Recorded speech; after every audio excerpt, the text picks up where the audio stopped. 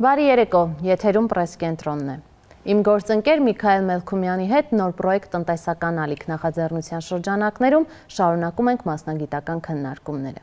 Այսօր քննարկելու ենք Հայաստանի Հանրապետության էներգետիկական բնագավառը, թե ինչպիսի մարտահրավերների առաջ է կանգնած, ինչպես կարող են դրանք կանխվել եւ առհասարակ Հայաստանի Հանրապետությունում որոնք են այս ոլորտում առաջնահերթությունները, կփորձենք հասկանալ մեր հյուրերի հետ միասին։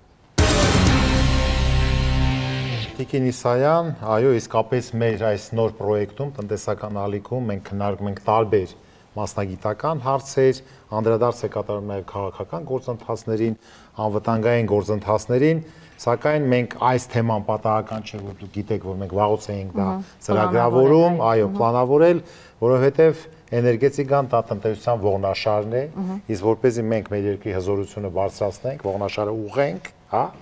պետք է որ էներգետիկան իսկապես զարգանա եւ մենք քիչ հետո դուք կներկայացնեք մեր տաղավարի այսօրվա հյուրերին եւ հետո քննարկենք ինչպիսի հիմնախնդիրներ եւ մարտահրավերներ կան այս ոլորտում։ Շատ լավ, սիրով ձեր թույլտվությամբ 2019-2024 թվականներին հանրային ծառայությունները կարգավորող հանձնաժողովի նախագահ Գարեգին Բաղրամյան, 2018-2024 թվականներին տարածքային կառավարման եւ ենթակառուցվածքների փոխնախարար Հակոբ Վարդանյան, իրազեկ եւ պաշտպանված սպառող հասարակական կազմակերպության նախագահ Բաբկեն Պիպոյան։ Շնորհակալ ենք հարգելի հյուրեր մեր հրավերն ընդունելու համար։ Ինչպես արդեն նախաբանում ասեցինք, թերևս սկսենք, թե ինչ մարտահրավեր ունենք Հայաստանի Հանրապետության առջև ծագած եւ մենք մեր խորագրում այսօր նշել ենք Հայաստանի Հանրապետության էներգետիկան որպես տարածաշրջանային կայունության փրկողակ, խորագիրը այդպես ենք անվանել։ Կխնդրեմ իհարկե նաեւ այս հանգամանքին եւս անդրադառնաք, խնդրեմ պարոն Բաղրամյան, թերևս սկսենք ձեզանից։ Շնորհակալություն հրավերի համար։ Ինչպես ճիշտ նշեց պարոն Մելքումյան, այո, իրոք էներգետիկան մեր տնտեսության ողնաշարն է եւ լայնածավալ բարեփոխումներ էին սկսվել դեռևս 18 թվականից էլեկտրաէներգետիկական համակարգում։ Այդ բարեփոխումները մինչ օրս էլ շարունակվում են եւ բարեփոխումների հիմնական նպատակն այն էր, որ հենց տարածաշրջանային խնդիրներից հետ չմնար Հայաստանը եւ այն ազատականացված շուկան, որը ներդրվում էր, այսինքն արդեն գոյություն ունի վաճառքի մենաշնոր, վերածվել է մենաշնորը, կան տարբեր մատակարար ինստիտուտներ են ստեղծվել է Trader ինստիտուտը եւ կա որոշակի արդեն հատված էլեկտրաէներգետիկական շուկայում, շուրջ 30%-ը էլեկտրաէներգիայի այսօր Հայաստանի ամբողջ պահանջարկի վաճառվում է ազատականացված շուկայում, որը այսինքն չկարգավորվող հանրային ծառայությունները կարգավորող հանձնաժողովի կողմից չկարգավորվող գներով, մրցակցային գներ են ձևավորվում եւ գլխավոր մարտահրավերը ես կարծում եմ մեր երկրի դա տարածաշրջանային ենթակառուցվածքներից ինտեգրումն է եւ այս տարածաշրջանային պրոյեկտներից դուրս չմնալն է, որովհետեւ այն հիմնական գաղափարը, որ դրվել էր հենց ի սկզբանե շուկայի ազատականացման հիմքում, նաեւ այն էր, որ պետք է տեղի ունենա նաեւ տարածաշրջանային առևտուր։ Պարոն Բաղրամյան, կներեք, դուք ձեր միտքը պահեք, քիչ հետո մենք ավելի այսպես կընդլայնենք, կզարգացնենք դա։ Մեր հեռուստադիտողին երևի այսպես պարզաբանման համար ասենք, որ Trader-ը ինչ է կամ շուկայի ազատականացումը ինչ է, սիրելի հայրենակիցներ, շատ ակնհայտ էր, որ էլեկտրաէներգետիկական շուկան մասամբ ինքը բնական մենաշնոր է, հեծի մասով, այսինքն Հայաստանը էլեկտրական ցանցերի մասով, որտեղ միակ էլեկտրաէներգիա փոխադրող կամ բաշխող կազմակերպությունն է, մասամբ մասնագիտական լեզվով ասած դա մոնոպսոն շուկա է, այսինքն այնտեղ որտեղ մեկ գնորդ կա, դա կոչվում է մոնոպսոն, բայց տերմինների մեջ չի խոսքը, ինչպես պարոն Բաղրամյանը ասեց, եթե չեմ սխալվում, արդեն 19 թվականին պարոն Վարդանյանն էլ դա ուրեմն կհաստատի, ընդունվել էր շուկայի էլեկտրաէներգետիկական շուկայի էներգետիկայի մասին օրենքում շուկայի ազատականացման մասին դրույթները, որը միառժամանակ մի 2-3 տարի միգուցե ավել չաշխատեց։ ելնելով քիչ հետո կբարձրաբանեք, թե դա ինչի չաշխատեց։ Ես հիշում եմ, որ ազգային ժողովում այդ հարցերը մենք բարձրացնում էինք, իսկ տրեյդեր ասելով պարոն Բաղրամյանը քիչ հետո կբարձրաբանի այն սուբյեկտները, այն տնտեսվարող բիզնեսմենները, սուբյեկտները, որոնք կարող են միանգամից պայմանագիր կնքել էլեկտրաէներգիա արտադրող կայանների հետ, սուբյեկտների հետ եւ հետո ունենալով շուկաներ փոխանցել եւ հեծը այդ դեպքում պարտավոր է, որ այդ ուրեմն էլեկտրաէներգիայի ծավալը փոխանցի, օրինակ ինձ հետաքրում է, իսկ ինքը որպես մենաշնորհային դիրք ունեցող կառույց, այդ փոխանցման համար կարգավորված է, ինչ գնով պետք է փոխանցի։ Այսինքն դա ձեռնտու է, թե չէ, պարոն Բաղրամյան։ Այո, իհարկե, ինքը որպես բնական մենաշնորհ եւ ամբողջ աշխարհում ընդունված բնական մենաշնորհները ազատականացնել տրամաբանություն, տնտեսական առնվազն տրամաբանություն չկա եւ այդ պատճառով բաշխման ծառայությունը մնացել է մենաշնորհ եւ բաշխման ծառայությունը նաեւ պետական կարգավորման է ենթարկում, այսինքն կարգավորվում է ինչպես լիցենզավորումը, սակագին կա այդտեղ, եւ այո, սահմանվում է նաեւ համապատասխան սակագին, քանի որ լինելով բնական մենաշնորհ, առնվազն պետական կարգավորումը գնային առումով անհրաժեշտ է, այո, որպեսզի որից է դեմպինգային կամ այլ գործողություններ ընկերության կողմից չլինեն։ Շատ բարի։ Իսկ մատակարար կամ տրեյդեր այդ ինստիտուտները, որ ստեղծվել են, արդեն նրանք որոշակի միջնորդային գործունեություն իրականացնող ընկերություններ են, որոնք շուկայի որոշ հատվածներում, դա ազատ հատվածում, որոշակիորեն ձևավորված ունենք երկարաժամկետ պայմանագրերի հատված, որտեղ էլի սահմանված հանձնաժողովի կողմից սահմանված սակագներով դա ատոմակայանի եւ միջազգային էներգետիկ կորպորացիա Նրազանյան կասկադի էլեկտրաէներգիան է, որը հիմնականում ավելի մատչելի է եւ համամասնորեն շուկայի բոլոր մասնակիցները իրավունք ունեն օգտվել էլեկտրաէներգիայից եւ մատակարարներն իրավունք ունեն եւ ազատ հատվածից եւ այդ հատվածից իրականացնել էլեկտրաէներգիայի գնում, իրավունք ունեն գնել արդեն ազատ շուկայում գործող արտադրող կայաններից էլեկտրաէներգիա եւ վաճառել իրենց սպառողներին չկարգավորվող գներով։ Շատ բարի։ Հիմա հարցը ստուգում եմ պարոն Վարդանյանին։ Պարոն Վարդանյան, ինչպես պարոն Բաղրամյանը նշեց, արդեն այդ տրեյդերների, այսինքն տնտեսվարող սուբյեկտներ, որոնք գնում են էլեկտրաէներգիան հետո իրացնում, այդ ինստիտուտը ձևավորվել է։ Կարճ ժամանակ է միգուցե անցել ժամանակագրական առումով, այդտեղ մրցակցություն կա արդեն, ասինքն օրինակ արտադրող կայանները զգում են, որ իրենցից հայտ են ներկայացնում, որ մեծ ծավալի էլեկտրաէներգիա ուրեմն ձեռք բերեն, թե հələ пассիվա, որտեղ այդ ոլորտը դա լիցենզավորվող ոլորտ է, չէ՞, նախ այդ տրեյդերների ինստիտուտը լիցենզավորում է հանրային ծառայությունների կարգավորող հանձնաժողովը, ինչ է կատարվում այդտեղ, կա մրցակցություն, թե չէ, եւ դրա դրական արդյունքը, այսինքն արդյունավետությունը ոնց եք դուք գնահատում, այսպես։ Շնորհակալություն, պարոն Մելքոմյան, եկեք բաժանենք, քանի մասնակից կան, այսինքն մատակարար ընկերություններ, տրեյդերը դա մեծածախ առևտրի մասնակից ընկերություններ, իրենք բնույթով որոշակի տարբերություն ունեն մատակարարն ու մեծածախ շուկայի առևտրի մասնակիցը եւ որակավորված սպառողներ։ Սկսենք որակավորված սպառողից։ Յուրաքանչյուր սպառող, որ դուրս է գալիս հեծի սպառող չէ, այլևս ազատականացված շուկայից, ինքը իրավունք ունի ընտրելու որակավորված սպառողի ճանապարհ, թե որևէ մատակարար ընկերության խմբում ընդգրկվելու ճանապարհ։ Ինչա որակավորված սպառող։ Որակավորված սպառողը, երբ որ ինքը իր առևտուրը ինքնուրույն է անում։ Այսինքն ինքը այդ շուկայի բոլոր հատվածներում կարգավորվող պայմանագրերի, չկարգավորվող պայմանագրերի օր առաջ շուկայում, հաշվեկշռման շուկայում իրեն անհրաժեշտ էլեկտրաէներգիան ժամային կտրվածքով ինքնուրույն է կատարում։ Այն սպառողները, որոնք որ դրա համար իրենք պահում են առանձին ստորաբաժանում, խոշոր ընկերություններ են կազմակերպեն։ Այն սպառողները, որոնք բացի խոշոր լինելուց, նայեք, ինքը ունի առավելություններ եւ թերություններ։ Այն սպառողները, որոնք հիմնականում կանոն սպառում ունեն, կանխատեսելի սպառում ունեն, իրենց համար միգուցե այդ տարբերակը ավելի ձեռնտու լինի կամ հարմարավետ լինի, բայց այն սպառողները, որոնք որ հաշվեկշռման շատ են ենթարկվում, այսինքն կանխատեսելի սպառման մակարդակը փոքր է, տատանողական է սպառումը եւ չեն ուզում իրենց բուն գործունեությունից բացի զբաղվեն էլեկտրաէներգիա գնման գործընթացներով, ընդգրկվում են որևէ մատակարար ընկերության խմբում եւ իրենց փոխարեն այդ գործառույթները անում է մատակարար ընկերությունը, բայց այսօր ձևավորված շուկայում այո կա մրցակցություն եւ մատակարար ընկերությունները հիմնականում կարելի է ասել առաջարկում են ավելի էժան գներ, քան սպառողը ինքնուրույն կարող է ձեռք բերի։ Ինչի հաշվին են կարողանում առաջարկել։ Քանի որ առևտուրը գնում է ժամային եւ յուրաքանչյուր ժամի սխալ կանխատեսման, այսինքն մի հատ ամեն ամսվա 25-ին սպառողը կամ մատակարար ընկերությունը իր բոլոր սպառողների համար կարգավորվող բաղադրիչի գնումն է անում, կանխատեսելով 720 ժամի համար գնումը։ Հնարավոր չի ամբողջությամբ ճիշտ կանխատեսել դա։ Հիմա երբ որ Պարոն Վարդանյան, ներողություն, այո, դուք շատ մասնագիտական բարձր մակարդակով ներկայացնում եք, մի քիչ էլ փորձենք մեր հեռուստադիտողների պարզ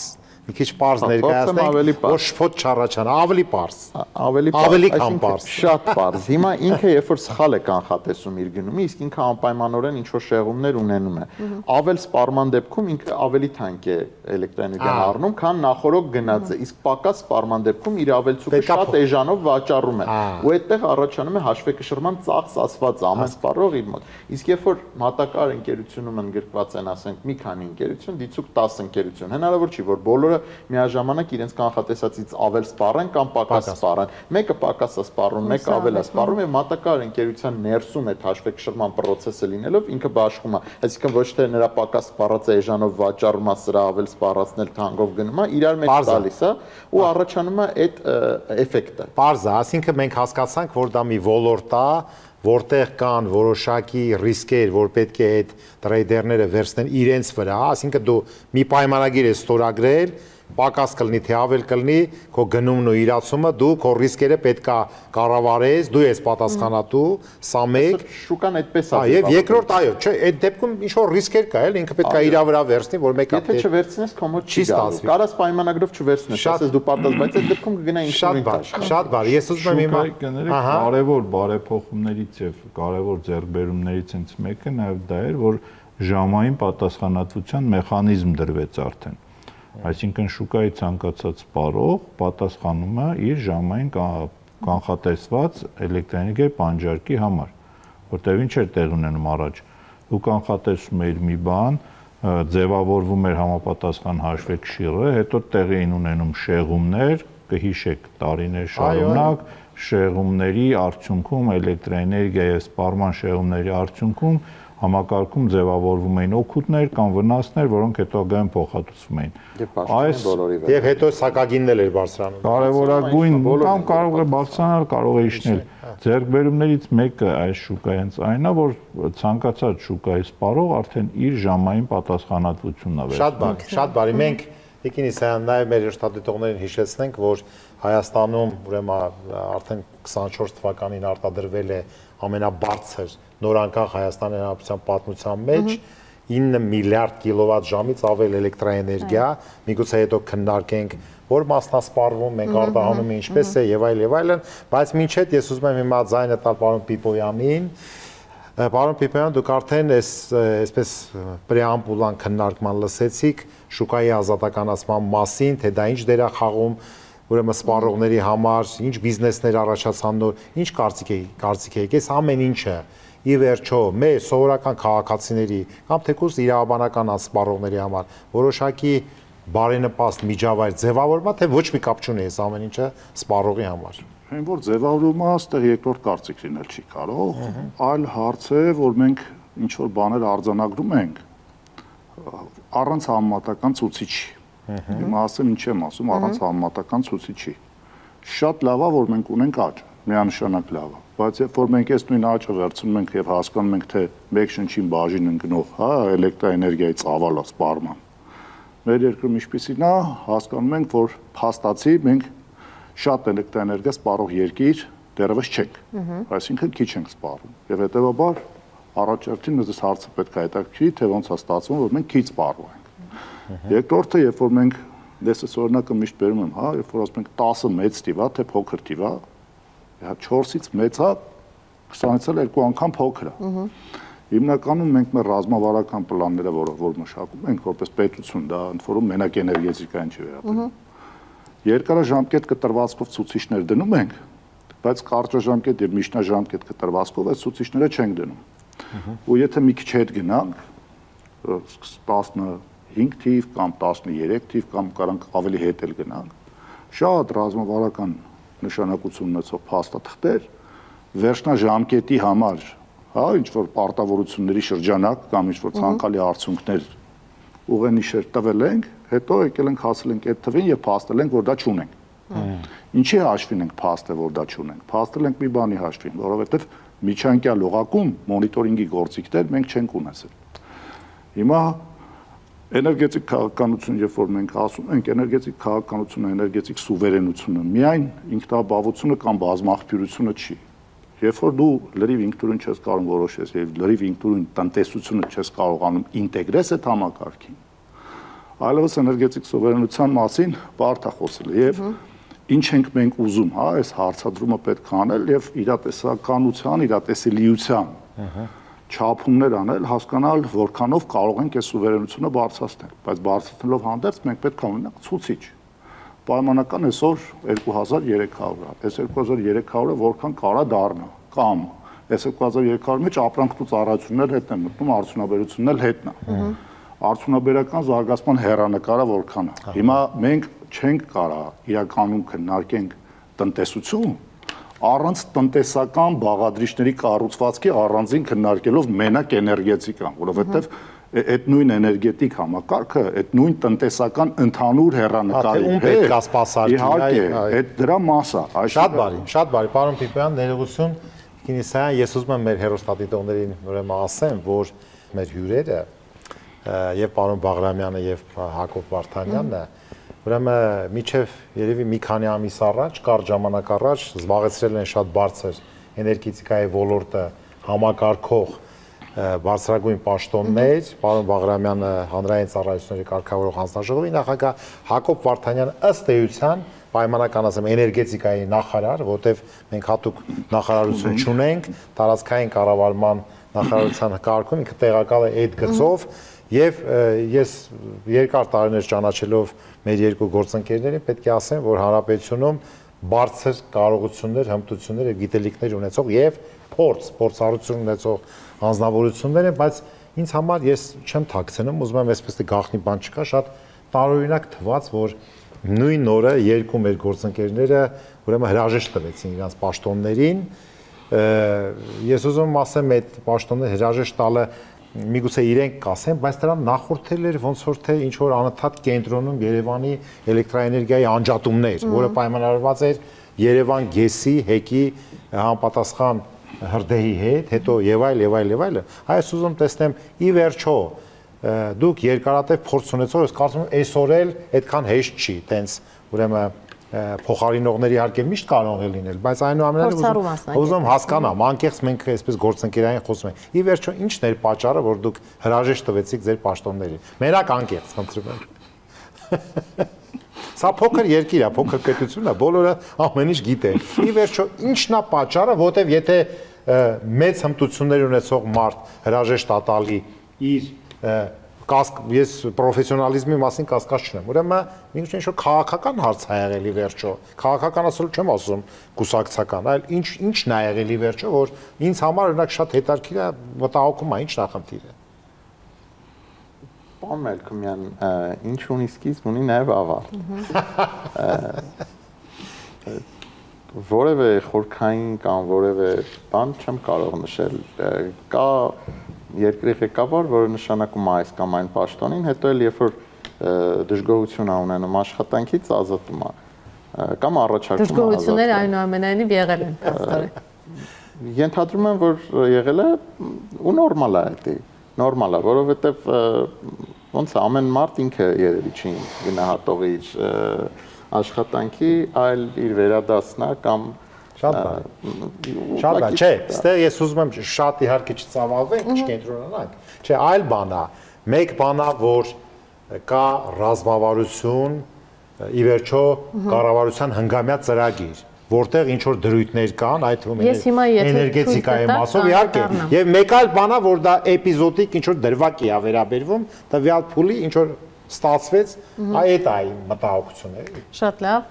տեղին էր ձեր հարցադրումը իհարկե պարոն Մելքումյան, չէինք էլ կարող խորշել այդ հարցից այս շրջանակում քննարկմանը եւս, բայց հիմա ամփոփելով այդ հատվածը, որ կա 21-26 թվականների կառավարության ծրագրով սահմանված էր էներգետիկայի ոլորտում քաղաքականություն ուղղված է լինելու էներգետիկ անկախության եւ անվտանգային մակարդակի բարձրացմանը, սպառողների էլեկտրաէներգիայի եւ գազի հուսալի մատակարարումների ապահովմանը, այնտեղ մինչև 2040 թվականի համար էներգետիկ բնագավառի, ունենք այդպես ռազմավարություն մշակված եւ այլն։ Այսօր 25 թվականն է, եթե մենք փորձենք ամփոփենք, այ պարոն Պիպյանը կարծում եմ մասամբ անդրադարձավ, այդ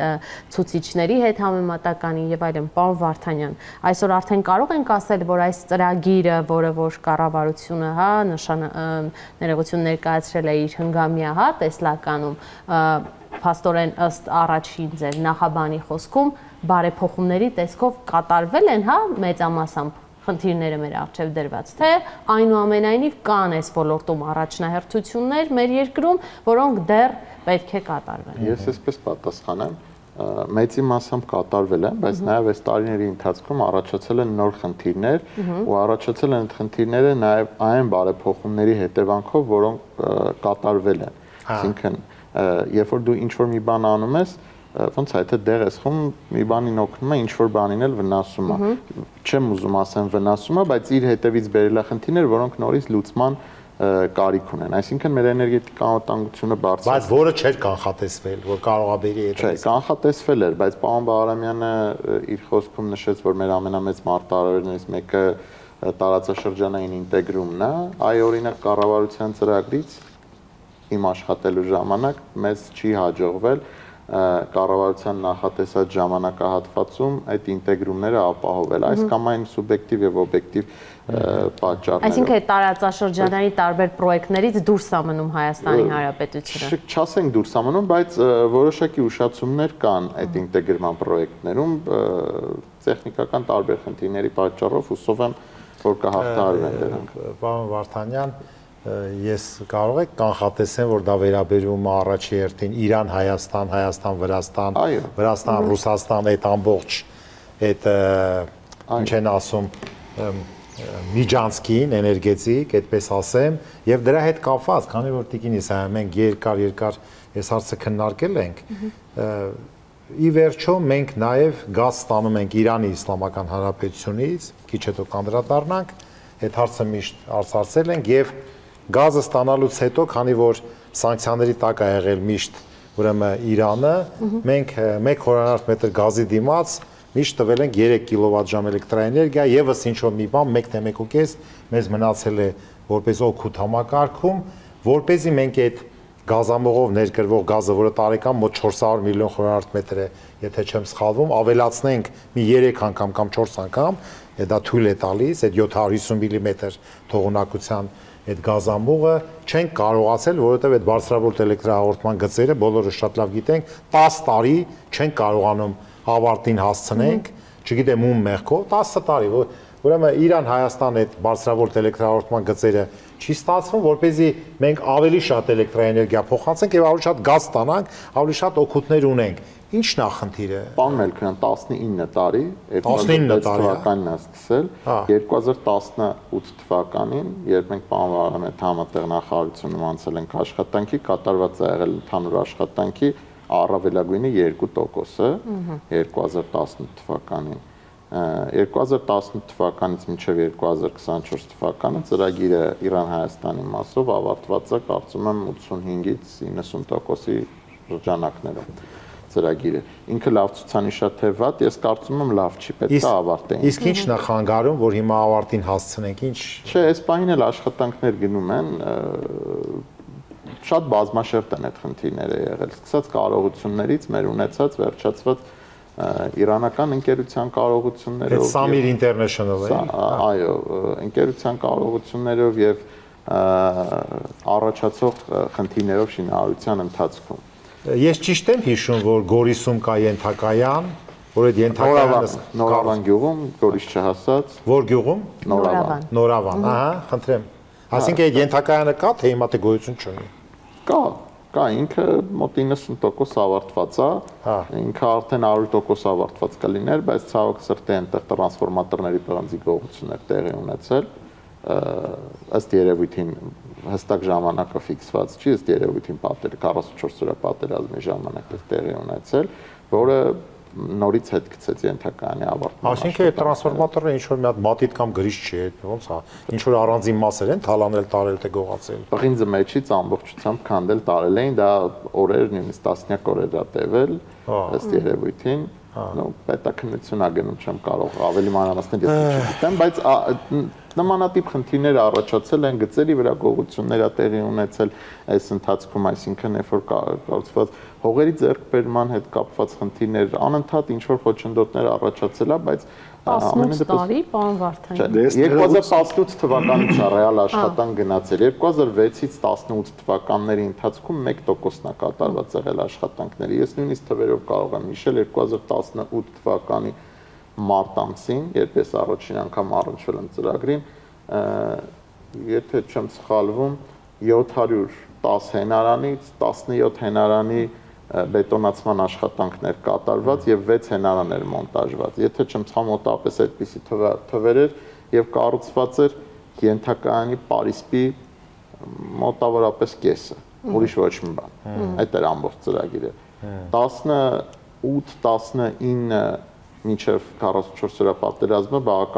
բավականին շատ մեծ տեմպերով աշխատանք կատարվեց, նրանից հետո էլի որոշակի դանդաղումներ սկսեցին։ Սաների ֆինանսական խնդիրների պատճառով։ Շատ բարի։ Ես չգիտեմ գործընկերները իրանք իրավունք կվերապահեն կամ մասնագիտական էթիկայի հաշվի առնելով զբաղեցած պաշտոնները թույլ կտան ասեն խոսեն ինչ-որ բաների մասին թե ոչ, բայց ես չեմ խուսափի, հա։ Շատ հարցեր կան, որոնք մենք իրականում ոլորտային առանձնահատկությունների եւ մասնագիտական մոտեցումների հարթության մեջ ենք դիտարկում, քննարկում, ինչպես նաև այսօրվա հաղորդման առնվազն այս հատվածն է, բայց խնդիրների ինչ-որ մաս ոչ թե միայն պարզապես սխալ կառավարման կամ վատ կառավարման հետևանք է, այլ չենք մոռանում, որ մենք գործ ունենք այնպիսի ոլորտի հետ, որը ռազմավարական, մարտավարական եւ լուրջ քաղաքական նշանակություն ունի եւ հատկապես աշխարհակաղակական տեսանկյունից եւ որքան էլ մենք խոսենք, ստեղ այսպես ասած մանյովրները, դրանք նաև քաղաքական մանյովրներ են եւ չի բացառվում, որ շատ աշխատանքներ, այսպես ասած, կատարվեն 90%-ով անգամ, ինչու ոչ 95%-ով, մենակ մի բանի համար, որ բանակցային սեղանի շուրջ Հայաստանի քաղաքական դիրքը սուվերենության տեսանկյունից բարձրացնեն ավելի լավը եւ այսպես ասած առևտրի առարկա դարձնեն հաջորդ 5%-ը չանելը։ Եվ այս կոնտեքստը նմանատիպ կարևոր հարցերի շուրջ պարզապես չի կարելի չքննարկել եւ չդիտարկել։ Ես ներողություն եմ խնդրում գործընկերներից 2015 թիվն էր, եթե չեմ սխալվում, երբ որ մեծ ներդրումներ պետք է արվեին ճեղքվածքները փակելու համար էներգետիկ համակարգի, հատկապես էլեկտրական ցանցերի մասով, այսպես ասած ֆորայով գնում էր էլեկտրոէներգիայի թանկացում տարվա կտրվածքով այդ պահին 10 դրանից առաջել էր էլի թանկացում եղել, ճիշտ փակ ֆորմատի հանդիպումներից մեկի ժամանակ ոչ լուսաբանվող, ոչ հանրային գործընկերներից մեկը մեր հանրային ծառայությունները ներկայացնող մեր մյուս գործընկերոջն ասեց ես մեծ ցավ եմ ապրում, որ դուք այսօր ստեղ եք մի բանի համար, որովհետև հասկացել ենք, որ դուք ունեք մի առաքելություն այս պահի դրությամբ։ Փաթեթավորել են քաղաքական որոշումը, որը վաղուց արդեն կայացված է։ Բնականաբար, անկախ նրանից դա post factum է, de facto է, այդ պահին է թե հետո է, որովհետև մեկը երբ որ այդ գործին այսպես ասած եղել է, ինք իրան թույլ չի տալու դրա մասին խոսել, բայց դրանից իրականությունը, հա, ես այսօրվապես հիշում եմ, որ մեր այդ գործընկերը շնորհակալություն հայտնեց բոլորիս այդ փակ ֆորմատում հանդիպան ժամանակ ըմբռնումով մոտենալու համար, որովհետև հասկանում ենք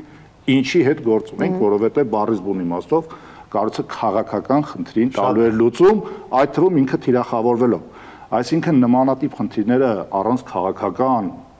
կոմպոնենտի քննարկել այդ առնվազն նշանակում է չգալ նրան ինչի հետ որ գործ ունենք։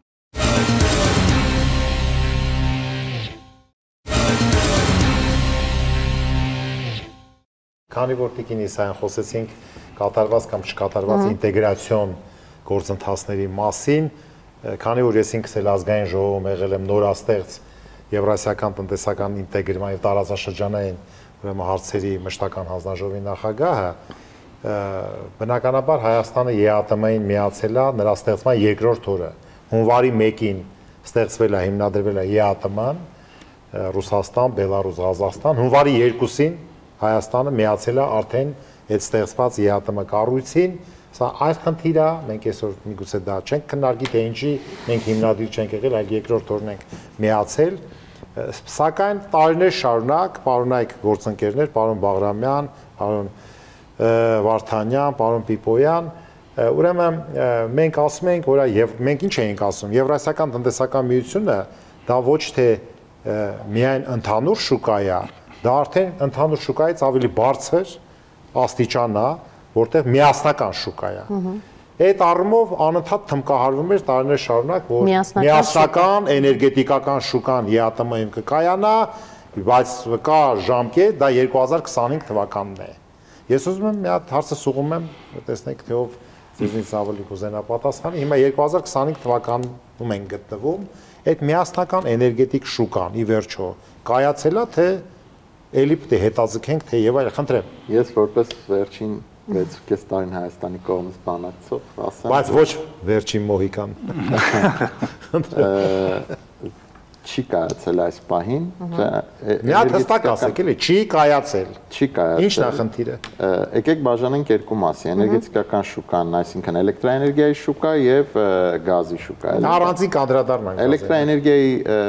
շուկան կարծում եմ կկայանա, դրա համար բոլոր նախադրյալները կան, այսինքն 25-24 թվականի ընթացքում ստեղծվեցին բոլոր նախադրյալները, ուղղակի ինքը ուշացումով էր, այս պահին կարծում եմ ԵԱՏՄ-ում աշխատում են միասնական հարթակ այդ ծրագրային ապահովումները անելու համար, որը պետք է լինի ռուսական էլեկտրաէներգետիկական շուկայի հարթակի հիման վրա, ընդհանուր որոշումներ այդպիսին, տարբերություն չկա կլինի ռուսականի թեմերի վրա, իրանց է ամենակայացածն էր, քանի որ 20 տարի է իրենց մոտ ազատականացված շուկայագործում որոշումը։ Եվ երկրորդ հիմնական խնդիրը էլեկտրաէներգիայի շուկայի դա բալանսավորումներն ու սինխրոն աշխատանքներ, որ տեղի ունենում անդամ երկրների միջև։ Այս պահին օրինակ Ռուսաստանը Ղազախստանի հետ այլ բալանսավորման պայմանագրեր ուներ, այլ գներ Բելարուսի հետ այլ այս հարցերն էր, որոնք լրիվ լուծելի են, որ պետք է միասնական լինել։ Մենք այդ մասով մի քիչ դուրս ենք, որտեղ ընդհանուր սահման չունենք եւ մեր առևտուրը Վրաստանի միջոցով պետք է տեղի ունենար եւ կարծում դրանք հաղթահարելի խնդիրներ են։ Գազի շուկայում է, որ խնդիրները ավելի խորն են։ Այսինքն գազի շուկայում ընդհանուր համաձայնություն կա, որ բոլոր անդամ երկրները գազը պետք է ձեռք բերեն հանքավայրում նույն գնով։ Կամ բորսա։ Չէ, Օրենբուրգում դա էլեկտրաէներգիա։ Օրենբուրգը դա մեր պայմանագիրն է։ Այո։ Նույն գնով։ Այստեղ չկա տարանջատում։ Հիմնական ամենամեծ խնդիրը դա գազի տեղափոխման արժեքների մեջ է։ Այսինքն Հայաստանը, Բելարուսը եւ Ղրղստանը պնդում էին, որ գնագոյացումը բոլորի համար նույնը պետք է լինի, այսինքն 100 կիլոմետր օրինակ գազի տեղափոխումը X դոլար, պայմանական $5 բոլորի համար նույնը պետք է լինի, այսինքն եթե Ռուսաստանում հանքից օրինակ Մոսկվայում գազ սպառողը բանում, քանի կիլոմետր է, այդքան պետք է վճարի, մենք էլ Հայաստանում նույնը։ Սա է որ Ղազախստանն ու Ռուսաստանը չեն համաձայնվում։ Ինչի համար, որտեղ երկուսն էլ գազ ունեն։ Ղրղստանը, Բելարուսը, Հայաստանը գազ չունեն, դրանք գազ ունեն։ Բացատրում են նրանով, որ իրենց երկրում բարդ խաչադր սուբսիդավորման մեխանիզմներ ագործում ոչ միայն էներգետիկական համակարգում եւ դա հնարավոր չէ, իրենք համաձայն են, որ այն մնացած 3-ի համար այդ պայմանները նույնը լինեն, իրենց համար, այսինքն իրենց ռեզիդենտ սպառողի համար պայմանական Հայաստանի համար դա կլինի $5 տեղափոխման ծախսը 1000 խորանարդ մետրը 100 կիլոմետրին, որևէ ռուսական կազմակերպության համար կարող է դա $1 լինել։ Հասկանալի։ Եվ երրորդ այդ երկուսը նշեցի, երրորդ խոչընդոտը գազի շուկայի կայացման դա գործող պայմանագրերն են։ Այսինքն ռուսական կողմը պնդում էր, որ գազի շուկան ստորագրելուց հետո պետք է գործող պայմանագրերը շարունակեն գործել եւ լինեն առաջնային, իսկ մեր պարագայում դա 2043 թվականն է,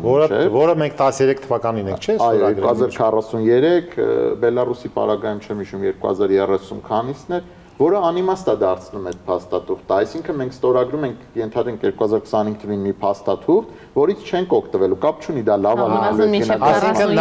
նա գործելու է մինչև 43 թվականը մենք ապրելու ենք մեր կյանքով այսօրվա, դրանից հետո նոր անցնելու ենք, եթե մինչև այդ բան չփոխվի։ Շատ բարի, պարոն Վարդանյան, մեր հեռուստադիտողները պետք է իմանան ինչի մասն է խոսքը։ 2013 թվականին կնքվեց միջպետական գազային պայմանագիր, ազգային ժողովն էլ վավերացրեց այն ժամանակ, բնականաբար միջպետական պայմանագրերը պետք է վավերացվեն, որի համաձայն կար երկու դրույթ։ Մեկը, որ ձեր ասած մինչև 2043 թե 2 թվականը պետք է, ուրեմն 2 թվականը պետք է, ուրեմն Գազպրոմ Արմենիան ունենա իր կարգավիճակը, այսինքն դա նշանակում է, որ ամբողջ համակարգը նրա բալանսին է այդում Իրան, Հայաստանը, գազամողը եւ այլն, եւ ինչի համար էր դա իրան պետք, որովհետեւ նա պնդում էր, որ ինքը պետք է ներդրումներ անի այդ համակարգում, իրան ժամանակ է պետք, որ այդ ներդրումները որպես բիզնես ետ գնի, եւ երկրորդը, որ այդ համակարգում, պարոն Բաղրամյանն էլ կասի, 9% ներքին եկամտաբերության, ուրեմն այդ 9%-ը նորմալ եկամտաբերության պետք է պահպանվի։ Ես ուզում եմ ստեղ մենք մի բան հասկանանք, էլի, հասկանալի է, որ մենք ուրեմն դաշնակից երկրներ ենք, ռազմավարական դաշնակցային հարաբերություններ կա, այս պահը ես ուզում եմ մենք լավ հասկանանք։ Այդ 9%-ը, պարոն Բաղրամյան, ինքը այնուամենայնիվ սահմանափակում է, որ ասենք թե եթե մեր մոտ զարգանա այլընտրանքային էներգետիկան, կանաչ էներգետիկան, այլ ոլորտներ, որը կհանգեցնի միգուցե գազի ծավալների սպառման։ Իսկ եթե գազի ծավալները ավելի ներողություն նվազման, ոչ թե սպառման գազի ծավալների, նվազեն այդ 9%-ը կարող է չապահովի։ Ինչ այ ոնց կմեկնաբանեք դա։ Տեսեք, ինքը համաձայնագիրը նախ երկու մաս բաժանեմ, համաձայնագիրը նախ ենթադրում էր դա այտենց 9%-ը ուղղակի հաշվարկային հեշտ որոշվող մեծություն չէր ներդրումների վրա, դա ենթադրում էր նաև համաձայնեցված մոդել, որը երկկողմանի պետք է համաձայնացվեր եւ այդ մոդելի հիման վրա պետքա ձևավորվեր ներդրված գումարի դիմաց այդ 9% ներքին շահույթի նորմա։ Ահա։ Բնականաբար ճիշտ եք ասում, եթե զարգանում այլընտրանքային էներգետիկան, եթե ընդհանուր գազի սպառումը նվազում է, բնականաբար այդ 9% հասնելու համար շատ ավելի բարձր գնով պետք է հասնեք։ Բայց մյուս կողմից էլ եթե նայում եք ներդրողի տեսանկյունից, ինքն էլ ասում է, ես իրականացրել եմ ներդրումներ, ակնկալելով 20 տարվա ընթացքում առնվազն իմ ներդրումների վրա 9% եկամտաբերություն, ստեղ կարելի է վիճել, ասել ուրեմն սխալ են գնահատել, եթե պետք է այլընտրանքային էներգետիկան զարգանար, գազի սպառումը նվազեր, ուրեմն նման ծավալի ներդրում պետք չի, բայց ինձ թվում է ստեղ չի խնդիրը, այլ նախ այն համակարգը կամ այն գնագոյացումը, որ այսօր գործում է, կարծում եմ, որ առնվազն միջև այսօր, ասենց ասեմ, լավ, այդ մոդելը դեռևս համաձայնեցված եւ ստորագրված չի։ Այսինքն միշտ ծագել են որոշակի խնդիրներ, որոշակի այո։ Այսինքն 12 տարի մենք չենք կարողանում։ Այսինքն այդ դրույթը դեռևս չի գործում, այսինքն եւ դեռևս երկկողմանի համաձայնեցված հաշվարկային մոդել չկա, որովհետեւ կան որոշակի խնդիրներ, որը բարձրացնում էր հայկական կողմը, որը նաև տրամաբանական էր համարում ռուսական կողմը եւ այսինքն բանակցությունները դեռևս շարունակվում են մինչեւ իմ պաշտոնը լքել է դեռ շարունակվում են։ Շատ բարի, հիմա ես թույլ կտա, իրականում խոսվեց այլընտրանքային էներգետիկայի մասին, ես ինքս խուսափեմ գնահատականներ տալ, որովհետեւ դրա մասնագետը չեմ, համենայն դեպս փորձագիտական գնահատականներ կան, որ այն ռեսուրսները, որոնք որ ներդրված են եւ այն հնարավորությունները, որը որ ունի Հայաստանի Հանրապետությունը, այդ թվում հնարավորությունների ռեսուրսների ավել ներգրավման, որովհետեւ վերադարձվող գումարների հետ ենք մասին ենք ի վերջո խոսում, մենք չենք օգտագործում։ Եվ միշտ այս հարցադրումը եմ կրկնում, երբ որ ասում եմ միշտ, իմ համար այդ միշտը ոչ 2018-ն է, ոչ 23-ը, ոչ էլ 15-ը, այլ շատ ավելի վաղից է, այս հարցադրումը եղել է, թե արդյոք թեկուզ քաղաքական պայմանավորվածությունների տեսանկյունից Հայաստանը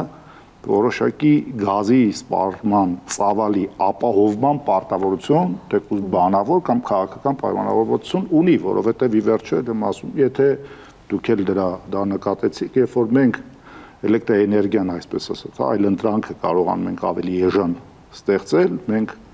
ունենալու ենք սպառման ծավալի խնդիր եւ դա չի բացառվում, որ քաղաքական այնպիսի խնդիրներ առաջացնեն այդ թվում մատակարարման, որ մենք արդեն էներգետիկ կոլապսում հայտնվենք, որովհետեւ միայն մեր էներգիան բավարար չի դի այդ էներգետիկ անվտանգության հարցը լուծենք եւ վերջո չենք մոռանում նույն ատոմակայանը, որ մեր ռեսուրսը չի, բայց ինչ եմ ասում, ես ուղղեն գծից որոշակի շեղում ունենք, որովհետեւ անկախ ամեն ինչից, տեսեք, մենք այսօր բուն սպառողների, հա, կողմից սպառվող էներգիան քննարկում ենք ընդհանուրի մեջ, այսինքն որպես մեր քաղաքացիների համար լինի հասկանալի ինչ ենք ասում, հա, մենք զուտ մարդը ինչքան է սպառում, որ հոսանքը վառեց տանը, դրեց, հա, միացրեց կամ սառացրեց սենյակը, մենակ տենց չենք հաշվում, չէ, հաշվարկի մեջ օրինակ այն հացն է, որը էլեկտրական վառարանով, հա, կամ չգիտեմ, այն գործարանն է, որը որ արդյունաբերությունն է, տնտեսությունն է, մեկ շնչին բաժին կրող, այս հաշվարկով ենք այս տիրն ասում ենք ցածր է, տնտեսության ինտեգրման հարցը, երբ որ մենք քննարկում ենք, չպետք է մոռանանք նույն ԵՏՄ-ն իր ռեսուրսներով եւ մրցակցությունը, հա, ապրանքաշրջանառության տեսանկյունից եւ հարևան երկրները։ Մասնավորապես Իրանը, որի հետ առևտրի ուղիղ կապ ունենք եւ Իրանը աշխարհում առաջատարներից իր ցածր գնով էլեկտրաէներգիայի, նույն Վրաստանը, որը այսօր թե բիզնեսի, թե սպառողի համար ավելի ցածր գինայականորեն առաջարկում, քան մենք ենք առաջարկում եւ այս տեսանկյունից զարգացման միտումները ելի եմ ասում առանց տնտեսության ինտեգրման եւ առանց առնվազն միջնաժամկետ գնահատականներ ունենալու թե ինչ ենք ուզում մենք, ու ել եմ ասում, ստեղ միայն էներգետիկների բլոկը չի, հենց տնտեսական բլոկն է։ Շատ բարի։ Ես ներողություն, ես պարոն Պիպոյանին այսպես հավելեմ, դուք իրավացի եք որ առումով, որ այո, գազը եւ էլեկտրաէներգիան, երբ որ մենք ասացինք ողնաշարն է, իրանք կանխորոշում են թողարկվող ապրանքների մրցունակությունը։ Իհարկե։ Հիմա ոլորտները չնշենք, ամենատարբեր ոլորտներ, նայած տեղ ինչ գնագոյացում ունես եւ համեմատական անելով հարևան այլ երկրներում նրանց մակարդակների հետ արդեն կանխորոշվում է քո ապրանքային ծածկույթի մրցունակությունը։ Խնդրեմ, հավելեք եւ նաեւ պարոն Վարդանյան, եթե հնարավոր է գնահատական հնչեցրեք նաեւ այսպես կոչված կանաչ էներգետիկայի, հա, հեռանկարների մասին Հայաստանի Հանրապետությունում, որովհետեւ այդ արևային կայանների չափաբաժինը կարծես թե ավելանում է գնալով, բայց զարգացման մասին խոսում է 4% ենք հասնում ի վերջո 15%։ Այսինքն ավելացում կա, խնդրեմ պարոն Վարդանյան։ Շնորհակալություն, ես գազին անդրադառնամ։ Նայեք, մինչև այդ մենք սպառումը իջնում է, դա խնդիր է 9%-ի ապահովման համար, ուզում եմ նշել, որ 14 թվականից մինչև հիմա սպառումը 40-ից 50%-ով գազի մեզ մոտ ավելացել է ու դա դեռևս բանակցման թեմա չի էլ դարձել, որ սպառումը կարող է իջնել, պարոն Բաղրամյան, որ նշած մոդելը չի համաձայնեցվել, այդ 9%-ը մենք հնչեցնում ենք ու պարզ, բայց այդ 9%-ի հաշվարկման մեթոդիկայի տարբեր մոտեցումներ դրսևորվել այս տարիների ընթացքում, դրա համար չի համաձայնեցվել։ Այսինքն ամեն տարվա այդ մեթոդաբանությունները փոխել են։ Չէ, ոչ թե փոխել են, մենք չենք համաձայնեցել, որ հիմնական սկզբունքները, այսինքն տնտեսական մոդելի մեր պարտավորությունների հաշվարկման հիմնական սկզբունքները եւ իրենց պարտավորությունները չի համաձայնեցվել։ Այսինքն իրենք հաշվում են, պատկերացրեք, ասում են դուք մեզ պարտքեք X, մենք ասում ենք պարտքենք Y կամ ընդհանրապես պարտ չենք։ Մենք հաշվում ենք թվերը այլ ձևով, իրենք այլ ձևով։ Մենք եթե դուք մասնակցած լինեիք, մենք ուղղակի օրինակ վերջին քննարկումը անցյալ տարի մարտ ամսին մենք ռուսական կողմի հետ բացել ենք տնտեսագիտական գրքերը ու սկսել ենք ասել գրականությունը ոնց է այս մեթոդիկաները տալիս էլի, եկեք նստենք, այսինքն մեր մոտ դեռևս այս մակարդակում չի համաձայնեցվել ու մեր խնդիրները ինչի ենք մենք օրինակ ձգտում ԵԱՏՄ շուկայի կայացումը եւ ինչ կտար դա մեզ։ Երբ մենք անընդհատ բանակցում ենք գազի գին ու ամեն տարի որ ասում ենք գազի գին, այդ մեթոդիկան է գազի գինը։ բանակցությունը դա է, որը մինչև հիմա չի համաձայնեցել, տարիների ընթացքում խնդիրները խորացել են, տարբեր ներդրումների հաշվարկները ավելի բարդացել է, բան է եղել։ Մենք միշտ այն մտավախությունն ենք ունենում, որ օրինակ որևէ տեղ որ չենք համաձայնվում, իրանք ունեն լծակ սահմանին գազի գինը թանկացնել։ Եվ ի վերջո կարան ցանկացած բայ ասեն, լավ, թող ձեր ասած լինի, բայց երբ որ ԵԱՏՄ շուկան բոլորի համար նույնը կայանում է,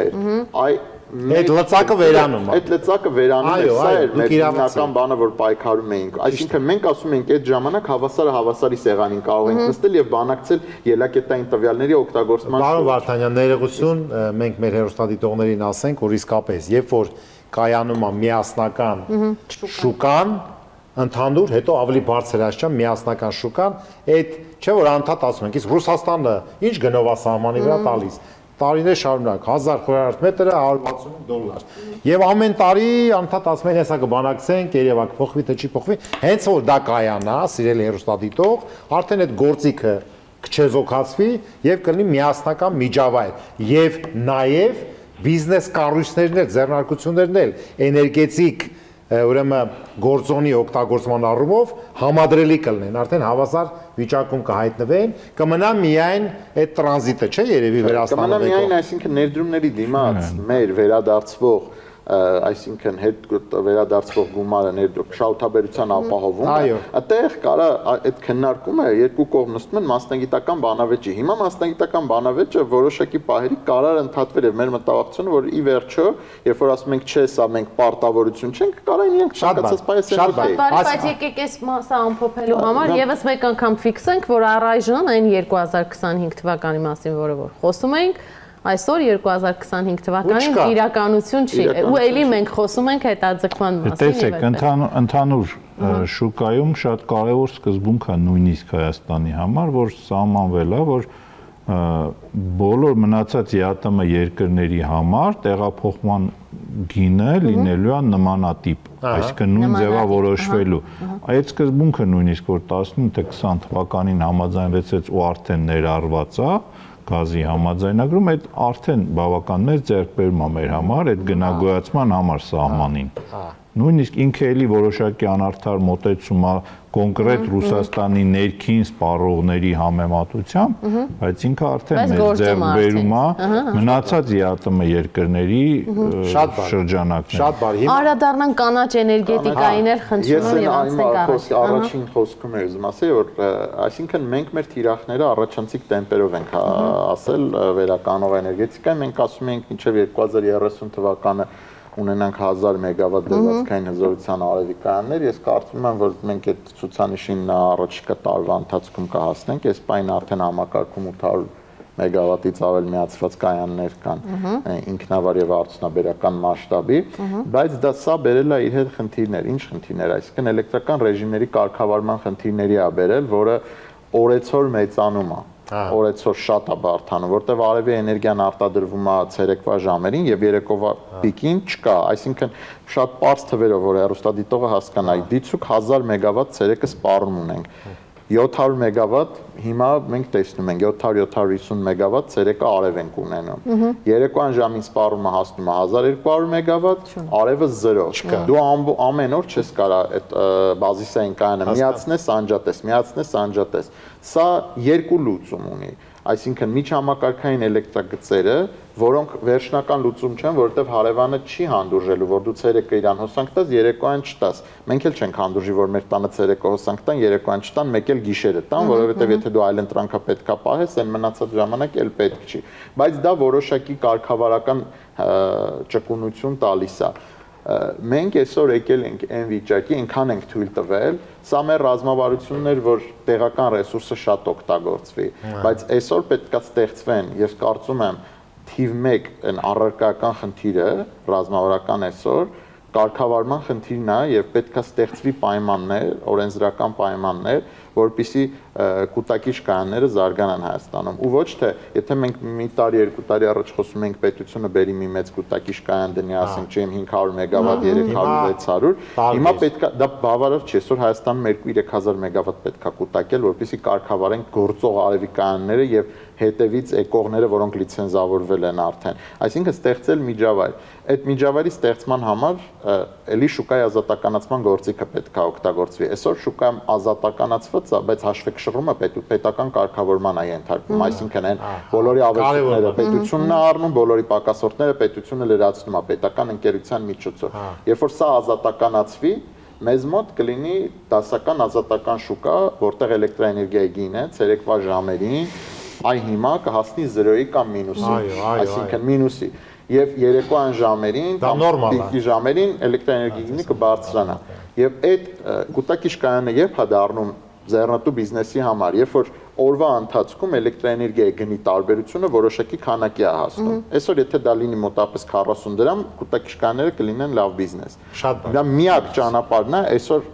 կարգավարման խնդիրները լուծելու համար։ Պարզապես մի դիտարկում եմ ուզում անեմ, երբ որ ասում եմ ամեն ինչը փոխկապակցված է եւ չի կարա մի ոլորտը չաշխատի, մյուս ոլորտը աշխատի եւ չենք կարող մի խնդիրը ընդհանուր համակարգից դուրս դիտարկել, այդ ամբողջ շղթայի եւ ամբողջ պրիզմայի մեջ։ Սրանից եթե չեմ սխալվում կամ 1 կամ 1.5 տարի առաջ ջրածնով աշխատող մեքենաների արտադրող ընկերությունը եւ նաեւ շահագործող ընկերությունը, երբ որ եկել են Հայաստան, գնահատել էին նաեւ հնարավորությունները, ըստ էության շատ այսպես ասած զարմացած, հասկանալով այս բոլոր հիմնախնդիրները, որոնց մասին խոսում եք, եւ հասկանալով որ այնց առաջարկությունը ըստ էության Երևան քաղաքում տրանսպորտային համակարգում իրականացնել այս ռեֆորմը, որ մասնակի կլուծեր նշված խնդիրը եւ նաեւ հնարավորություն կտար քաղաքին ունենալ օպտիմալ տրանսպորտային համակարգ Երևանի քաղաքապետանից մի սանտիմետր դուրս չեկա։ Շատ բան։ Ես կներեք էլի այդտեղ ուղղակի մի ֆրազ ասեմ, կանաչ ջրածինը այսօր 7 անգամ ավելի թանկ է, քան մեր ձեռք բերվող գազը, կարծում եմ դա է պատճառը, որ մեր երկրում դեռևս չի զարգանում։ Շատ բարի։ Մենք երկու հարց ունենք եւ մեր հաղորդումը կմոտենա իր ավարտին։ Առաջինը շատ կարճ, եթե հիշում եք անցյալ տարի ամռանը ես անդադ նաեւ ձեզ զանգահարում էի խայտարակ վիճակ էր ստեղծվել Երևանի կենտրոնում այդ էլեկտրական անջատումների համար, ես ասացի, որտեղ Երևան հեկում վթար էր եղել, բայց այնուամենայնիվ ի վերջո ընդունենք Աստված մի արասը էլի կարող է վթարը լինի։ Հիմա նույն վիճակն է լինելու, թե ռեզերվային ինչ որ ենթակայաններ կամ ինչ որ այլ տեղերից փոխանցումներ Այս պահին Հայաստան էլեկտրական ցանցերը վերջի տեղեկությունը որ ունենք մեծ կենտրոնի լայնածավալ ներդրումային ծրագիր իրականացնում նկատած կլինեք փողոցներ շատ քանդում են, երկրորդային, երրորդային սնուցումներ են ավելացնում, վերակառուցում են ծնող ենթակայանները, կարծում եմ երևի թե մաքսիմում 2 տարվա ընթացքում Երևանի կենտրոնի հուսալիությունը կլինի։ Շատ բան։ Հիմա մենք մնաց մեզ մի կարևորագույն թեմա, որ շատ կարևոր իսկապես տարածաշրջանային անվտանգության նշանակություն ունի, դա Մեծամորի, ուրեմն ատոմակայանի հարցն է։ Մենք գիտենք, որ այդ երկու բլոկները պատմությունները չենք պատմելու, ուրեմն երկու բլոկ ա եղել, մեկը 76 թվականին, մյուսը 82 թվականին է ուրեմն շահագործման հանձնվել 1900 եւ հիմա երկրորդ բլոկն է ըստեյության աշխատում, նրա ռեսուրսը երկարացվեց, այսպես հիմնանորոգումների արդյունքում, եթե չեմ սխալվում, 270 միլիոն դոլարանոց դա վարկ էր, հա, Ռոսատոմ սերվիսներ անում, կարծեմ 200 միլիոնը արեցին, մնացած մասը մեր բյուջեն ֆինանսավորեց, այնտեղ ինչ որ դրամաշնորհել կար 30 միլիոնի, երբ է լրանում այդ երկարացված ռեսուրսը 1 եւ եթե չեմ սխալվում, պետքա որ վաղուց բանակցություններ գնային, թե նոր ատոմակայան Հայաստանում կառուցվելու է, թե չէ, որ փուլում են գտնվում, որտեղ ատոմակայանը իմ կարծիքով ամենակարևոր նշանակություն ունի ի վերջո մեր ամբողջ պետության եւ անվտանգության եւ տնտեսական զարգացման համար։ Ռեսուրսը լրանում է 2026 թվականի հունիսին, կառավարությունը 26 թվականի։ Այո, կառավարությունը ընդունել է համապատասխան որոշումներ հետազոտությունների հիման վրա ատոմակայանի շահգործման ժամկետը երկարացնել մինչև 2036 թվականը, նախադեպերական եւս 10 տարի, որոշումն է ընդունվել, դեռևս երկարացված չի, աշխատանքներ կա, կարծում եմ գրեթե համոզված եմ, որ ատոմակայանը ժամանակին մինչև 2026 թվականը կավարտի են աշխատանքների ցանկը, որոնք պարտադիր են երկարացման լիցենզիա ստանալու համար, 10 աշխատանք եթե ասենք կա, 10-ից 3-ը 4-ը պարտադիր պետք է անի, որ ստանա 26 թվականից հետո շահագործման թույլտվությունը պայմանով, որ են մնացածն էլ անելու է որոշակի իրենց գրաֆիկների, էլի, մինչև 36 թվականը։ Տեխնիկապես հիմնավորված է, որ հնարավոր է ևս 3 տարի մինչև 39-ը երկարացնելը։ Ինչ վերաբերում է նոր ատոմակայանին, այդ բանակցությունները վերջին 2 տարվա ընթացքում ինտենսիվ գնացել են, նաև մեր համակարգի կարիքները գնահատելով, ես կարծում եմ, որ դեռևս պաշտոնապես հայտարարված չի, բայց համոզված եմ, որ հաշվարկները հենց դա էին ասում, որ մեր կարիքների բավարարման համար պետք է մեզ շուրջ 600 մեգավատ հզորության ատոմային կայան, որը առնվազն պետք է ունենա 2 չասեմ էներգաբլոկ կամ տուրբոգեներատոր 2 մասից առնվազն, ինչքան փոքր, այնքան ավելի ճկունությունը մեծ։ Այս պահին չեմ կարող ասեմ էլ որտեղ է հասել բանակցությունները, բայց հիմնական երկրները, որոնց տեխնոլոգիաների հետ բանակցում ենք, դա Ռուսաստանն է, ամենաշատ ուսումնասիրված է ռուսական տեխնոլոգիաները, ռուսական ամենալավ տեխնոլոգիաները եւ շատ դրված դրանք խոշորներն են, որոնք կարծում եմ մեզ համար չեն կարող հարմար լինել տեխնիկական տեսանկյունից, բայց ռուսական կան նաև փոքր տեխնոլոգիաներ, որոնք կարող են դա հանկարծ այդ մոդուլայինը չասեք էլի։ Նաև մոդուլային։ Այդ սառցահատերի վրա դրվող բան։ Բայց պիտի հարցնենք պարոն Վարդանյանին, ո՞րն է մեզ համար ավելի ձեռնտու, մեկ հզոր ատոմակայան, թե մի քանի մոդուլային կայաններ, որտեղ դա այս օրերին էլ քննարկում է, հա։ Ախր եթե այդ մեկ հզորը մենք չենք կարողանալու էներգահամակարգին ինտեգրենք, միացնենք, ինչ կապ ունի ինքը ձեռնտու է, թե չէ տնտեսական։ Այսինքն խնդիրը հզորության մեջ չէ։ Այո, չի։ Այլ ենթակառուցվածք։ Առնվազն ներդրողը պահանջելու է, որ իր ներդրումների վերադարձ։ Իսկ այդ վերադարձը հնարավոր է այն, որ խոսում ենք գազի համար։ Այդ ներդրումները վերադարձնելու համար այդ ատոմականը պետք է համապատասխան ծանրաբեռնվի, աշխատի։ Եթե դու չկարողացար ամբողջությամբ կամ գոնե օպտիմալ չափով ծանրաբեռնել այդ ատոմականը, դուք բավական մեծ եւ թանկ պրոյեկտ շատ բարի, շատ կարևոր է հիմա մեղն է, Տիկինստան, տեսեք։ Այդ դեպքում այս խնդրի լուծումը, ինչպես եւ այլ խնդիրների, 2 լուծում ունի։ Ի վերջո առաջին Հայաստանը կարողանալու է արտահանի էլեկտրաէներգիա, թե չէ, այսինքն եթե մեծ ատոմակայան ենք մենք կառուցում, օրինակ Ռոսատոմը Թուրքիայում 2 մեծ ատոմակայան է կառուցում, որը տարեկան 32 միլիարդ կիլովատ-ժամ էլեկտրաէներգիա դե արտադրի ամբողջ Ստամբուլի։ Այո։ Մերը ինչքան է արտադրում, այդ ասենք 410 մեգավատ, մինչև 3 միլիարդ։ Հիմա 32 միլիարդ կիլովատ-ժամ։ Եկեք համեմատության մի րոպե ես վերջացնեմ, հետո դուք ասեք, սա մեկ եւ երկրորդ։ Այլ չեմ խոսում Բելարուսի Աստրավեցի 2200 մեգավատանոց էլեկտրաատոմային էլեկտրակայանների մասին,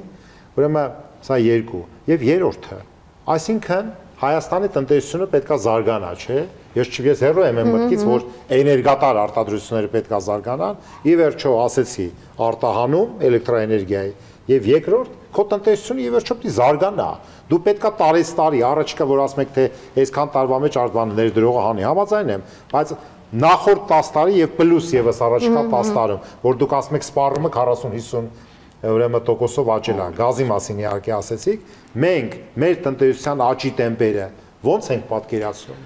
Կա դրա հետ ներդաշնակություն։ Այո, պարոն Մերկոնյան, շատ լուրջ աշխատանք է տարված։ Դա Թուրքիան, որ օրինակ բերեցիք, Թուրքիայի համեմատականը տանենք։ Թուրքիայի էներգահամակարգը 100,000 մեգավատ է ժամային սպառումը եւ Թուրքիայում կառուցվում է 4800 մեգավատ դրվածքային հզորությամբ 4 բլոկանի ատոմային կայան, այսինքն այս 24 թվականին արդեն 110,000 էր դրվածքային հզորությունը Թուրքիայում, այսինքն 5%-ից պակաս ծավալ է։ Մեր պարագայում 1200 մեգավատանոց ատոմակայանը նույնիսկ 10 տարի հետո որոշակի ժամերի 100%-ը գերազանցող սպառում լինելու։ Արտահանել, հիմա նայենք ուր ենք արտահանելու, դեպի Վրաստան, դեպի Իրան, եթե գիծ ունենանք, այսօր մեր կայանները հեռանկարում առաջի 30 տարվա բավարար են, որպեսզի վերջը չենք կարող ատոմական կառուցենք, այն մնացած բոլորը փակենք, վճարել ենք դրա փոխարեն։ մեր 1200 մեգավատանոց ատոմակայանը կարա մեր էներգահամակարգում ուղղակի տեխնիկապես տեղավորվի մի պարագայում, եթե օրինակ Թուրքիայի հետ մի 1000 մեգավատանոց կամ 600 մեգավատանոց գիծ ունենանք, բայց որ պահին Թուրքիան, ասենք, օրվա մեջ որոշի այդ գիծը անջատի ռեմոնտի հանի, մենք պետք է մեր կայանը անջատենք ու համապատասխանաբար այդ կայանի համար պետք է փոխարինող հզորություն պահենք։ Այսինքն տեխնիկապես այդ բոլոր ասպեկտները հաշվի են առնվել եւ հաշվի է առնվել օրինակ կայանը պատրաստ է 36 թվականին 36 թվականին մենք ինչպիսի սպառումներ ենք ունենալու ինչ տնտեսական դրանք մոդելներ է բայց նույնիսկ այդ մոդելները ես օրինակ բերեմ նույն մոդելով որ մենք հաշվում ենք նվազագույն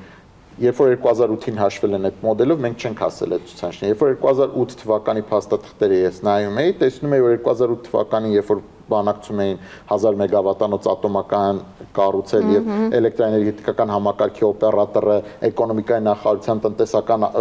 աճի կանխատեսվող ցուցանիշների հիման վրա կանխատեսում էր սպառման ցուցանիշներ 2020 թվականին մենք 16 միլիարդ կիլովատժամ էլեկտրաէներգիայի սպառում պետք է ունենենք իսկ մենք դրա կեսին չէինք հասել որպեսզի 1000 մեգավատանոց կայանը հասկանալի է եւ այդ ամեն ինչը հաշվի առնելով երբ որ ինքը Պարոն Վարդան ներողություն չէ ես համամիտ եմ ինչ որ ասում եք այդ սինխրոնիզացիան բայց տեսեք ինչ կա ատոմական կառուցելը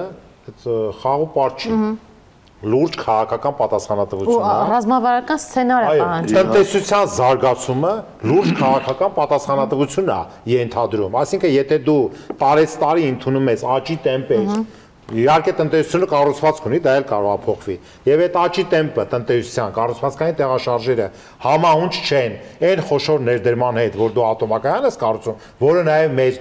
անվտանգության երաշխավոր կարող է լինի։ Այս բաների համար քաղաքական պատասխանատվություն է պետք։ Ոչ թե հենց այնց ինչ որ մի հատ մասնագետ առաջի կարգի կամ բան նստած ընդ կամ բաժնի պետք ինչ որ հաշվարկներ անում, վաղը մյուս օր ասում 10 տարի ասում եք դե չեղավ էլի։ Հիմա ասենք այդ որ դուք ասում եք 16 միլիարդ կիլովատ-ժամ Ինչ պետք է ելներ, որ մեծ, ասիկին ինչը պետք է զարգանար մեր մոտ, որ այսօր մենք ունենայինք այդ 16 միլիարդ։ Նայեք, այդ չունենք, որ նայում ենք ոնց որ տնտեսությունը այդ կանխատեսվող ցուցանիշներով տարեկան աճել է, բայց էլեկտրաէներգիայի սպառումը համապատասխանաբար 2009 թիվը է, դա չի կարելի, դա լրիվ ուրիշ վիճակ է եղել։ Համապատասխանաբար չի աճել, չի եղել։ Ինքը բացի այդ մեր նույն էլեկտրաէներգետիկական համակարգի կառուցվածքը այսօր փոխվել է, ասենք,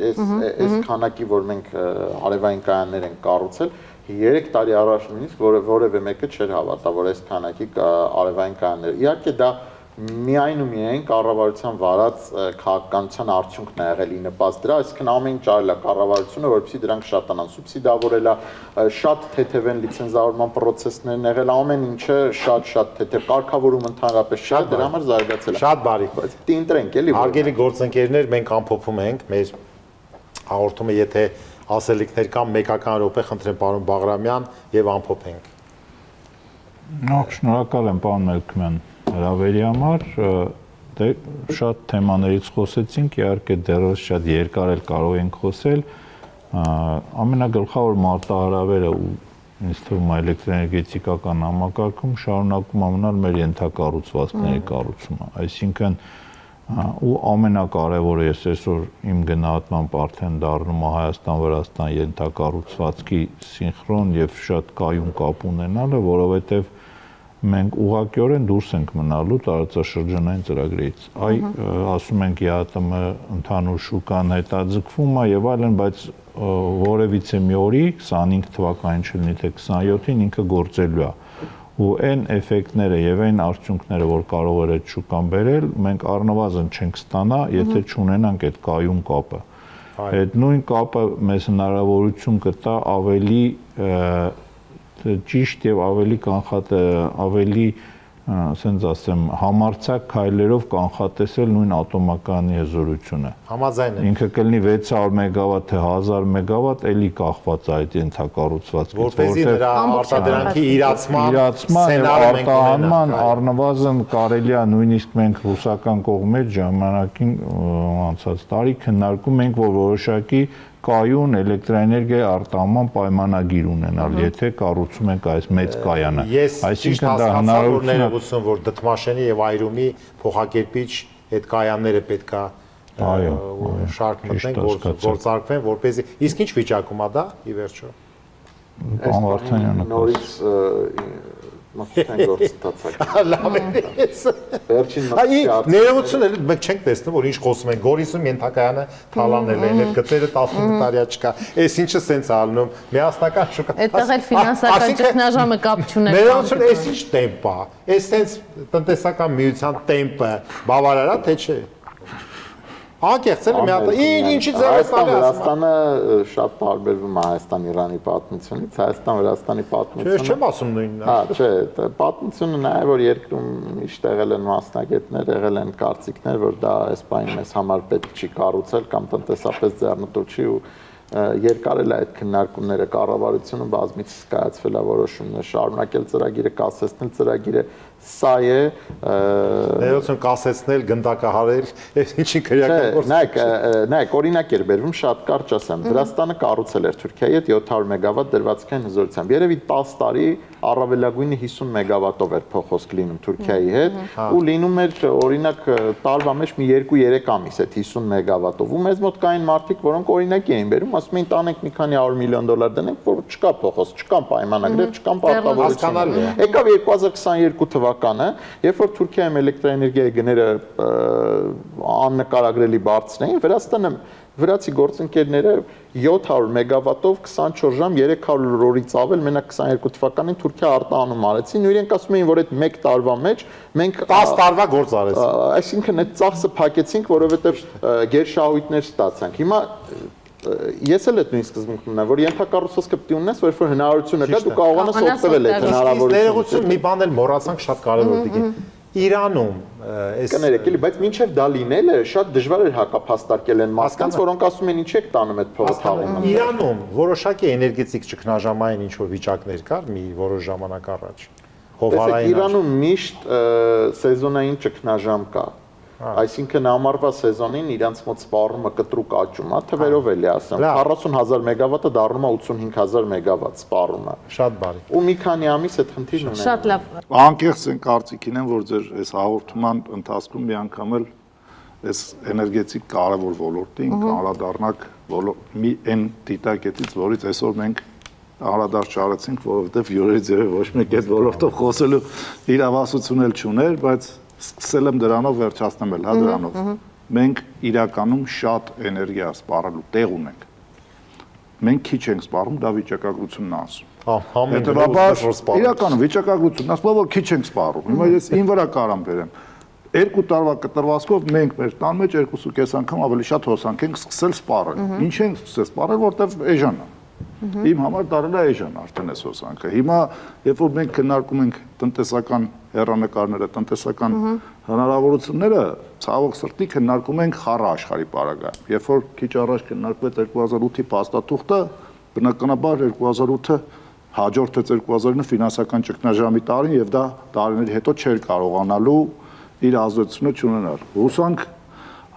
աշխարհաքաղաքական, հա, միայն Հայաստանը ստեղ երակատարա, բայց ոչ ամբողջական զարգացումները կգնան դբերեն ավելի կայուն վիճակի, ավելի ռիսկային մոտեցումներ ցուցաբերելու համար եւ իրականում էներգետիկայի հետ կապված խոսք ասում է սուվերեն ես, երբ որ միացնում ես հոսանքը ու գիտես որ միացնողը դու ես։ Ես հույս ունեմ որ մենք կմիացնենք ու կիմանանք որ մենք ենք միացնում։ Այ որտես դոլարներ մենք կտենք։ Խնդրեմ պարոն Վարդանյան։ Շնորհակալ եմ իրականում հետաքրքիր քննարկման համար, բայց մենք ոչ միայն էներգետիկների ներկրումից ենք կախված, այսինքն 73% էներգետիկական համակարգում, այլ մենք ռեժիմային կարգավորումից ենք մեր հարևան երկրից կախված եւ մենք երկու խնդիր ունենք լուծելու այսինքն հարևանների տարբերությունների դիվերսիֆիկացիա, որը մեզ անկախություն կտա ինքնուրույն էլեկտրաէներգետիկական համակարգը վարելու եւ էներգակիրների փոխարինումը։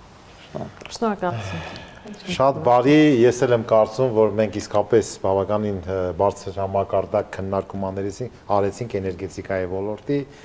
Նախ քեֆս բերեց այդ Վրաստան-Թուրքիա, որ մի տարում մի 10-15 տարվա այդ ճգնաժամային վիճակի հետ կապված Վրաստանը իր եկամուտը աշխատեց, բայց ներողությունները մենք էլ օգտվեցինք ռելոկանտներից եւ վերարտահանումից, Բայց օգտվեցինք։ Ինչ որ փուլում պատկերացեք այդ տարիներին չունեին։ Մեր գիծը թույլ տվեց, Մենք 365 միլիոն կիլովատժամ էլեկտրաէներգիա արտահանեցինք, կարանք 3 միլիարդ արտահանենք, եթե ենթակառուցվածքներն են։ Անսահմանափակ էր պահանջը։ Ու կարտանենք ոչ թե, չգիտեմ, այն վաղ 8-9 ցենտով էինք արտանում, այլ կարտանենք 15-17, երբ որ սինխրոն։ Հաշվի առնելով այն, որ աշխարհում հիմա շատ արագ փոփոխություններ են կատարվում, սկսած կրիպտոարժույթներից, առևտրային պատերազմներ են, ինչ ասում եմ, սպասենք այդ ենթակառուցվածքը շուտ դնենք այնտեղ ու սպասենք թե ինչ ա լինելու, որպեսզի կարողանանք դրան օգտվենք, իսկապես դա էլ է քաղաքական։ Ենթակառուցվածքի համար ախր գնման կամ կապիտալի վերադարձ հաշվել անշնորհակալ գործ է։ Ես էլ եմ այդ կարծիքին։ Նույն ասեք, եկեք ճանապարհը ասֆալտապատում ենք, որոշենք թե երբ է ետ գնում անելու։ Պարոն Բաղարյան, ինչեր ասես չի անում քաղաքականությունը։ Եթե մենք կարողանանք ճիշտ դիվանագիտություն գոնե այդ ոլորտերում անենք, որ թեկուզ դրա ինչ որ մասնակի իհարկե ես այս բանով եմ ասում էլի, սա լուրջ մեծ քաղաքականություն է, որին Հայաստանի Հանրապետությունը կարծես թե այսօր շատ մեծ շանսեր չունի, որ ինքը գեներացնի ձևավորի, ամփոփելով մեր հաղորդումը Տիկինիսյան, ասենք որ իսկապես սա սպասված հաղորդում է, գիտեք որ մենք գործընկերների հետ վաղուց խոսում ենք, որ այս քննարկումները լինի, կարծում եմ որ մենք ոչ թե պետք է հետևենք դեպքերին, այս տիպի քննարկումներ, որտեղ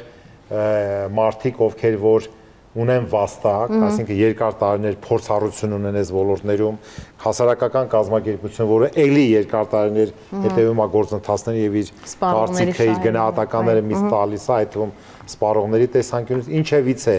էներգետիկան Հայաստանի տնտեսական հաղթաթղթերից մեկն է։ Եթե մենք կարողանանք էներգետիկ մեր կարողությունները պատշաճ պահենք եւ մրցունակ լինի, ուրեմն մեր տնտեսությունն էլ շանս ունի մրցունակ լինելու։ Նվազ կարողություն ունեցող էներգետիկ կայաններով եւ էներգետիկ տնտեսությամբ մենք ոչ մի բան չեն կարող մեր համար ապահովել, այնպես որ շնորհակալություն այս լրջագույն քննարկման համար։ Կարծում եմ մենք ժամանակ առ ժամանակ կարծում եմ այնպես չենք անում, որ մի անգամ գաք հանդիպման, հետո ասեք դեր չեմ գալու։ Կարծում եմ շատ դեռևս կուզենանք միասին այս քննարկումները անել։ Իսկապես շնորհակալ ենք եւս մեկ անգամ, գուցե շատ նեղ մասնագիտական քննարկում էր այսօր, բայց վստահաբար սրա անհրաժեշտությունը կար, պարոն Մելքոմյանի հետ բազմաթիվ անգամներ նաեւ հեռուստադիտողների կողմից պահանջ է եղել մեզ եւ ուրախ եմ, որ կարողացանք այսպես մանրամասնորեն քննարկել, միևնույն ժամանակ անկեղծորեն պիտի ասեմ, թեպետ դուք բարեփոխումներին այսպես հյուրերի մի մասը առնվազն այդպես ավելի դրական լույսի ներքո, հա, անդրադարձակ, բայց ես թույլ տվեք քննարկման արդյունքում ֆիքսեմ մի կարևոր փաստորեն այսպես միտում, դա բալանսավորված քաղաքականության կարծես թե բացակայություններ ընդհանուր այս ոլորտում, հա, մեր պետության կողմից հարևան պետությունների հետ համագործակցությունը անհրաժեշտ եւ իհարկե ենթակառուցվածքների բացակայությունը, որը դուք մասնագետները մի քանի անգամ մատնանշեցիք։ Իսկ եթե մենք կարողանանք այս բնագավառում նաև մեր քաղաքականությունը, հա, փոփոխել, փոխակերպել այս փոփոխվող աշխարհին, գուցե մեզ համար էլ շատ ավելի այդպես ձեռքբերումները ակներև լինեն։ Շնորհակալ ենք։ Հարգելի հեռուստադիտողներ, եթերում պրես կենտրոններ, կհանդիպենք։